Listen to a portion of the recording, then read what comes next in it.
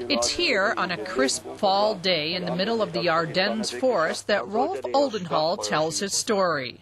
His audience is a group of Dutch warrant officers on a World War II history tour of the region. The first time Rolf was in these woods was January of 1945. It was during the second phase of the Battle of the Bulge, and he was a German platoon commander for a small group of soldiers thrown together from broken platoons. His orders were to hold the line.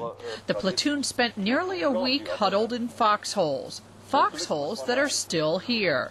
This is Rolf's foxhole. He spent the time watching American soldiers in snow ponchos moving across the adjoining field. Next, Rolf takes us to a nearby farmhouse. It's close to where he was eventually captured a week later. At the time, this farmhouse was a temporary U.S. Army headquarters.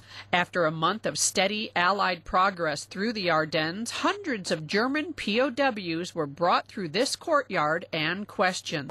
Rolf and 15 other prisoners were lined up along this stone wall and interrogated.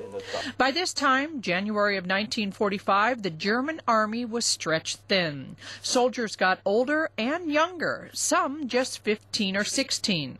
The youngest soldier in the line went first. "Talk or we'll shoot you," he was told.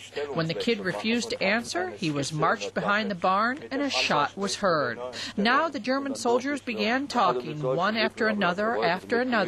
Finally, after each soldier was questioned, the young soldier was brought out from behind the barn, uninjured, smiling, and smoking a cigarette. Rolf laughs about it now, saying it was a good psychological interrogation method that worked very well. Rolf's story is one that only he can tell, and somewhere out there is the other side to this story too. Rolf Odendahl, Bütgenbach, Belgium.